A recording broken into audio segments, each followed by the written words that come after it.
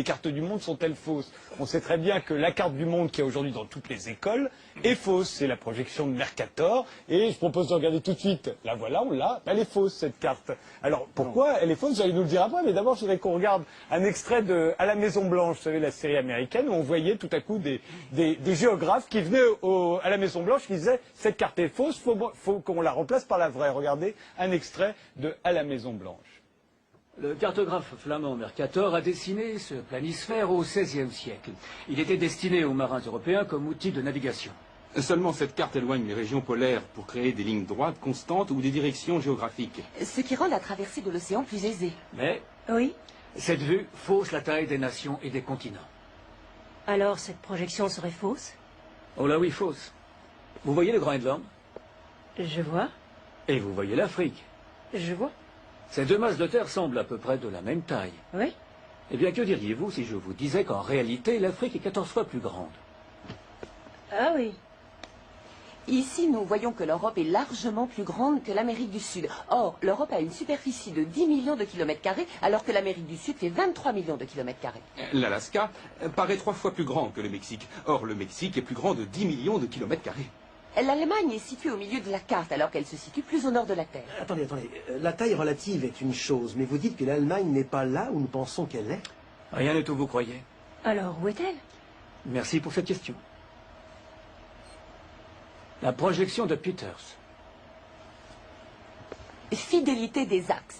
Fidélité de position. Les lignes est-ouest sont parallèles et croisent les axes nord-sud à angle droit.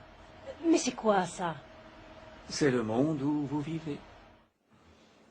Sylvie Bonnel, vous êtes d'accord? très C'est simple. la carte de Peters, le monde dans lequel La on carte de vit? Peters, elle déforme aussi parce qu'elle allonge les continents. Mais c'est très simple, vous avez un globe, la Terre c'est un globe. Comment voulez-vous représenter un globe de façon plate? Donc, Vous il êtes faut faire des obligé de choix. faire des choix.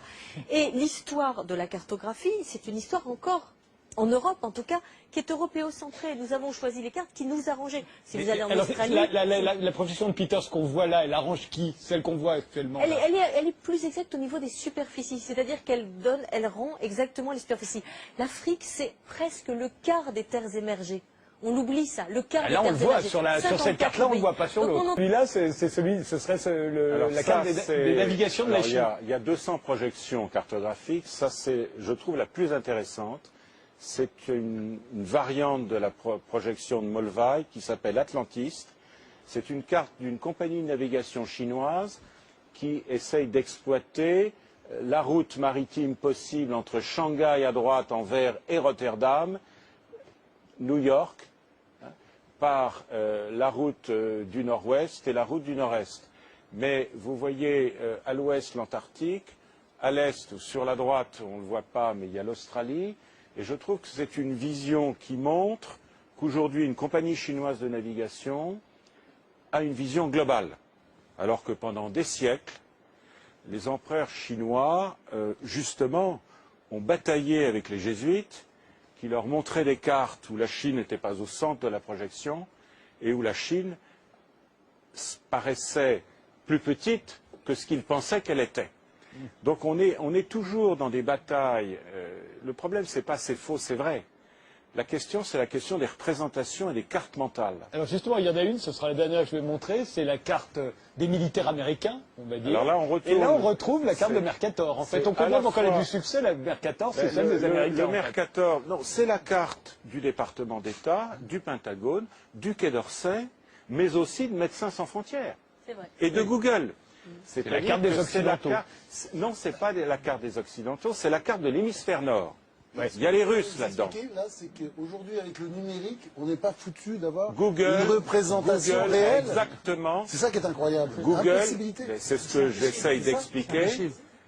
C'est une projection qui est avantageuse. Ah oui. C'est une projection qui est avantageuse. Voilà. Qu'est-ce que vous disiez? J'expliquais juste que bien sûr que c'est possible d'avoir une représentation réelle, même si on vient de nous exposer les difficultés, mais l'enjeu c'est la représentation et comment chaque nation, et surtout les nations dominantes, décident de se représenter aux yeux du monde. Si tout à l'heure dans l'exposé, On nous a parlé des premières cartes faites par les navigateurs. Enfin, Mercator, c'était ça. C'est ce qu'on voulait voir, c'était l'Atlantique. Voilà, l'entrée des nations Il existe quelque part dans le monde dans une l'ère moderne. représentation réelle de la... Non, pas en deux dimensions. Vous êtes écrivain, la seule représentation réelle, c'est celle de José Luis Borges. C'est une carte dont l'échelle serait 1 sur 1. C'est-à-dire une nappe qui couvrirait la Terre. On ne peut pas représenter sur un plan une sphère. Sur aucune Donc carte. vous avez des choix de déformation. Là, c'est un choix installé dans les esprits qui est en plus qui découpe le monde en théâtre. Le mot Moyen-Orient, c'est un théâtre militaire. Asie du Sud-Est, c'est 1943. Moyen-Orient, c'est Londres, 1939 au Caire. Central Europe, Europe centrale, c'est un théâtre de l'OTAN. Nos représentations du monde sont stratégiques, idéologiques et maintenant les banques d'affaires. Denis Podalides. Et le pétrole. Denis Podalides. Je suis comme vous, là. Puis, Baba. On ne pensait pas que les cartes du monde étaient Je ne fausses. pensais pas. Moi, je pensais que le Mercator, là, c'était Alors, celle que j'avais. remontrez-nous la Peters, parce que Peters aussi est fausse. Et pourtant, elle a l'air plus vraie. Non, mais la projection de Peters est extrêmement intéressante parce qu'elle a été rendue célèbre par Willy Brandt dans le rapport de 1973 sur le Nord-Sud. Willy Brandt, en fait, Allez très vite parce que ça va se terminer. Géopolitique allemande, l'Allemagne essaye de se sortir du carcan Est-Ouest et a une politique au Sud. Aujourd'hui, en 2012, l'Allemagne est au Conseil de sécurité, son slogan, l'Allemagne partenaire du monde.